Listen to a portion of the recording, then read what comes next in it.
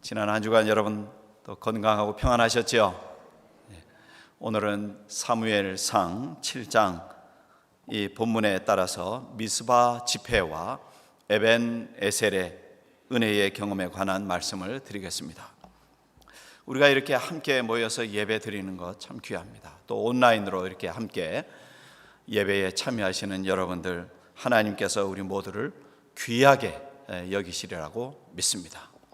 주께서 말씀하시기를 내 눈과 내 마음이 항상 여기 있으리라. 하나님 앞에 예배하는 그 자리에 하나님께서 함께 하시마 말씀을 하셨습니다. 하나님의 시선, 하나님의 마음이 하나님 앞에 예배하는 곳에 바로 우리들 가운데 함께 계시는 것입니다.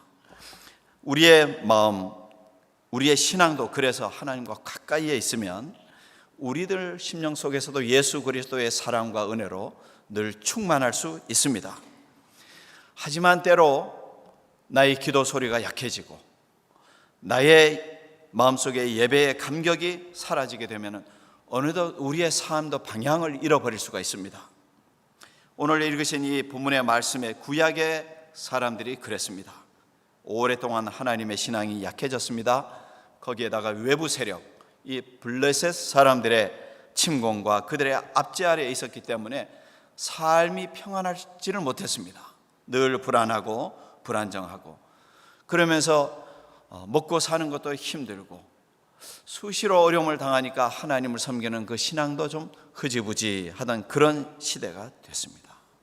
이때에 하나님께서는 선지자 사무엘을 세우시고 모두가 다 함께 다시금 미스바로 모이게 하십니다. 잊었던 하나님을 다시 바라보게 하고 모든 사람의 그 삶과 심령이 새로운 시작을 맞이하게 하는 것입니다.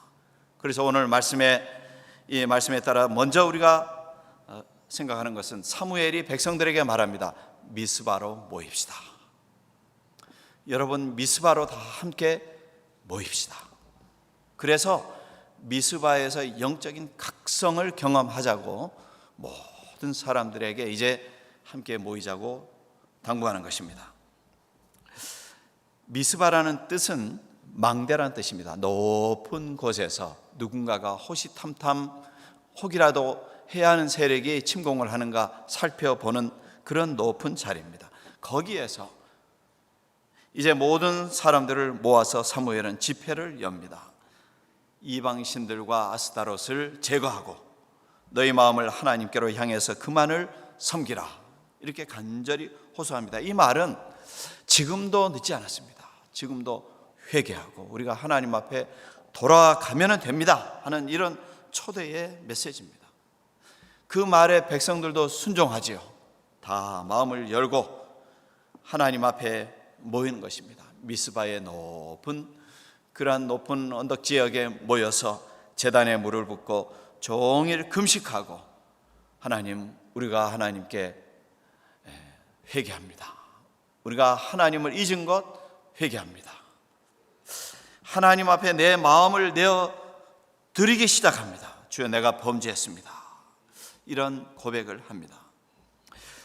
그러니까 이 미스바 집회는 어떤 집회냐면은 자기 스스로가, 모든 사람들이 나 스스로가 내 심령을 직시하고 내가 어떤 삶의 자리에 있었는가를 스스로 돌아보고 회개하고 나의 죄와 허물을 하나님 앞에 겸손히 내어놓는 그런 집회입니다. 여러분, 오늘날도 우리들이 주 앞에 돌아갈 때 가장 시작되는 것은 회개입니다. 회개를 통해서 우리는 하나님 앞에 나 자신이 변화되고 그리고 새로워집니다. 회개 없이는 변화도 없고 회개 없이는 부흥도 없습니다. 회개라는 것이 모든 일의 출발점이 될 수 있습니다. 내가 다시금 내 마음을 하나님 앞에 돌이킬 때에 하나님은 나를 고치시고 나를 새롭게 하십니다. 나를 개혁해 주십니다. 오늘 우리가 이제 기독교 달력으로 보면 종교개혁 일을 앞두고 있습니다. 10월 말인데 비텐베르크 성당에 그렇게 마틴 루터가 개혁문을 거기다 갖다가 붙였는데 그때 주창한 것은 무엇입니까? 나의 신앙을 올바로 하나님 앞에 세우겠다는 거거든요. 주여, 나의 모든 허물과 우리들의 잘못된 구조를 다 하나님 앞에 회개합니다 하는 그런 메시지를 하나님 앞에 올려드리는 것입니다. 회개라는 것은 내가 지금까지 살면서 무엇을 실패했으니까 이것을 돌이킵니다 하는 그런 의미보다는, 회개라는 것은 나의 변화의 시작입니다. 내가 거듭나고 나를 새롭게 하겠다는 그런 출발점입니다. 그래서 우리는 믿음으로써 의롭게 되는 이신칭의, 이신득의를 우리가 체험을 하는데, 그러면서 늘 반복하는 것은 날마다 우리가 하루의 일과를 지나고 나서 내가 세수하고 나의 모습을 거울을 통해서 보듯이 늘 하루하루 살면서 나를 닦고 내 얼굴을 닦고 나의 심령을 새롭게 하는 그런 거룩한 씻음, 그걸 우리는 성화의 삶을 날마다 살아가게 되는 것입니다. 회개는 그래서 우리가 의롭게 된 체험 이후에도 회개를 하는 것입니다. 왜냐하면 하루하루 때묻지 않은 얼굴이 안 되면 좋지만 심령이 날마다 우리는 먼지를 뒤집어 쓰고 살 때도 있습니다. 날마다 우리는 새로움을 경험하는 것이 필요합니다. 그러자면 내 마음을 하루하루 닦아서 씻어내는 것이 필요하죠. 오늘도 우리가 우리의 가정과 교회가 미스바와 같은 거룩한 예배의 자리에, 집회의 자리에 우리가 참여해야 될 이유가 거기에 있습니다. 우리는 이렇게 함께 모여서 예배하고 기도하고 은혜의 찬양을 부르면서 오직 은혜라오 하면서 은혜의 찬양을 하나님 앞에 올려드릴 때, 하나님 앞에는 온유 겸손한 고백을 드리고, 하나님께서는 우리의 모습을 통해서 우리의 진정성을 보시면서 하나님은 기뻐하시고 또 다른 은혜를 우리에게 예비해 주시는 것입니다. 주시지 않을 수가 없지요. 사람들은, 이 구약의 이 사람들은 깨어서 회복의 길로 나갑니다. 그동안 나의 풍요를 위해서 내 손으로 만들어서 나의 욕심으로 빚어낸 우상덩어리 아스타롯을, 그것을 다 내어버립니다. 우리식으로 말한다면 나의 욕심에서 비롯된 그 무언가를 이제는 내려놓게 됩니다. 솔직하지 못한 내 욕심에서, 내가 인식하지 못했던 인식의 어떤 사각지대에 두었던 나의 잘못과 허물과 죄를 이제는 다 주워 담아다가 그것을 주님 앞에 내려놓습니다. 솔직히 내려놓고 주님, 나를 긍휼히 여겨달라고. 그러면서 우리는 참된 평안을 하나하나 다시금 회복할 수 있습니다.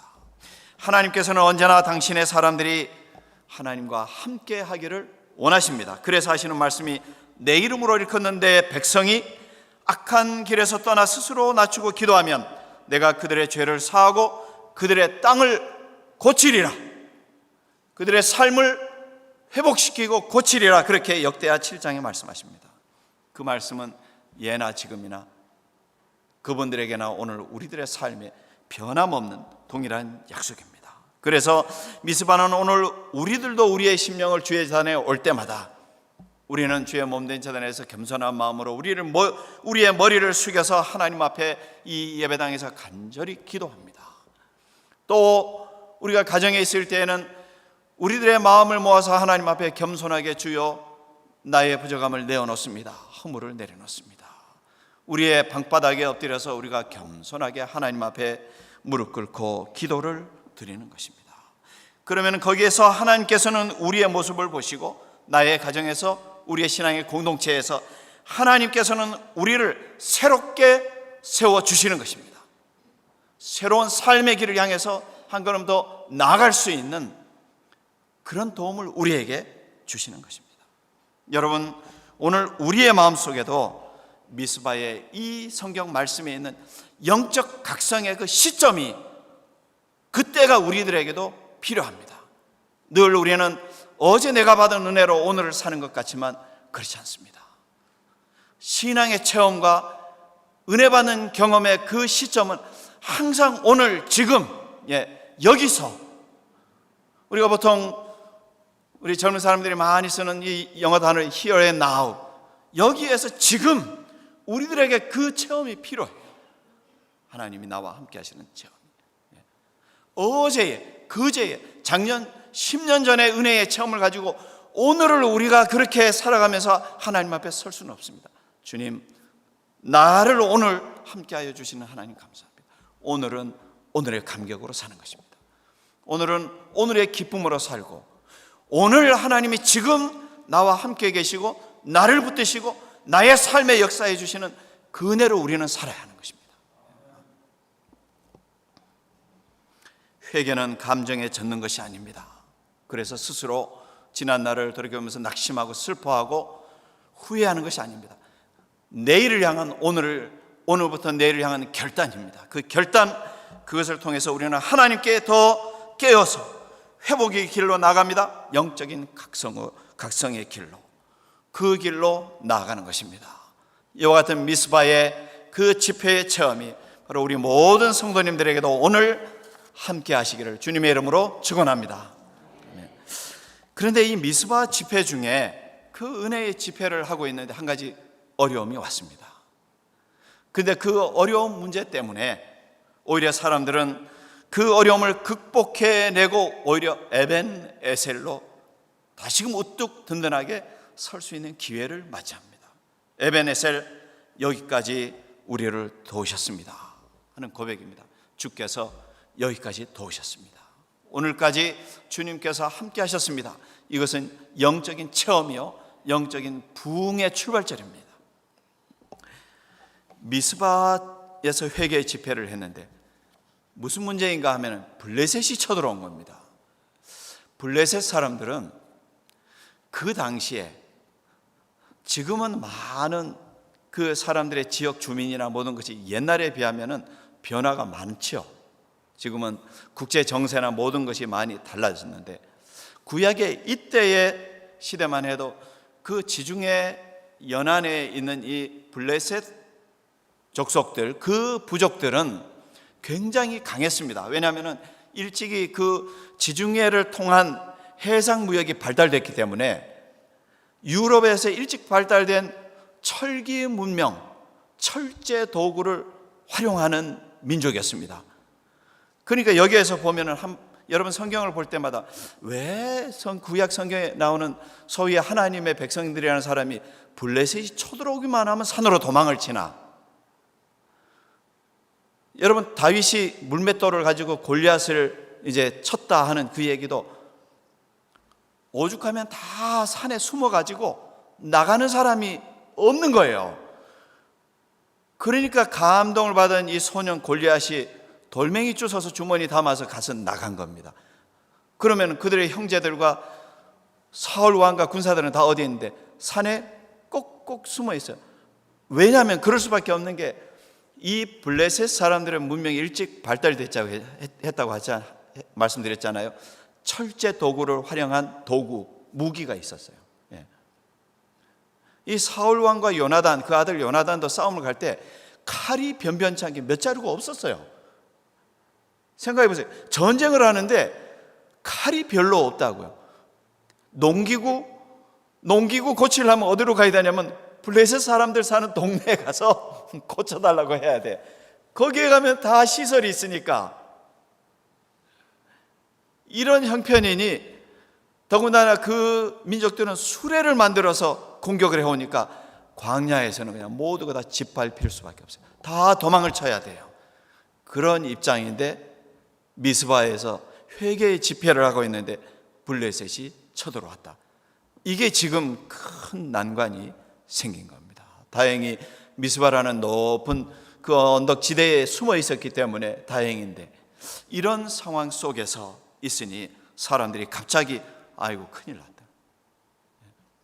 믿음으로, 우리로 보면은 믿음으로 살겠다고 마음이 결심하고 은혜 충만한 가운데 이제는 무언가 삶의 자리에서 열심히 뭔가 해보려고 믿음으로 해보려고 하는데 갑자기 삶 속에서 인생의 도전거리가 주어집니다.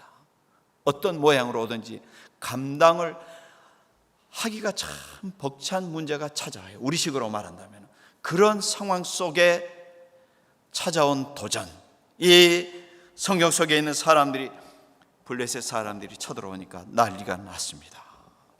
하나님, 이거 큰일 났습니다. 사무엘 선지자에게 부탁을 합니다. 우리를 위해서 이렇게 열심히 기도를 해서 우리가 좀 구원해 달라고 그렇게 당부를 합니다. 사무엘도 믿음에 굳게 서서 어린 양을 잡아서 번제로 드리며 하나님 앞에 간구합니다. 하나님께서도 우레를 바라셔서 그래서 블레셋을 어지럽게 하시고 그들이 다 패망해서 도망가게 하십니다. 수레라는 것은 날이 좋을 때 수레이지, 번개치고 비가 쏟아지고 만약에 난리를 치면은 그것이 효과를 볼 수가 없죠. 모두가 다 패하고 도망을 가버리고 말았습니다. 여러분, 하나님과의 관계가 든든할 때의 사람들은 하나님의 역사하심을 경험합니다. 하나님은 사람들의 회개를 보셨고 그들의 기도를 외면치 않았습니다. 성도들이 기도할 때에 하나님께서는 그냥 두지 않는다고 했습니다. 우리 권사님 기도하신 것처럼 성령께서는 말할 수 없는 간절한 그 심정을 가지고서 기도하는 자에 함께 기도하겠다, 탄식하는 그 심정을 같이 느끼면서 기도하겠다고요. 우리 성도님들, 우리가 기도할 때에 혹이라도 우리가 이렇게 어려운 상황 속에서 나만 기도하는 것 같이 참 고독함을 느낄 수 있죠. 건강 때문에 힘들 때에는 참 고독합니다.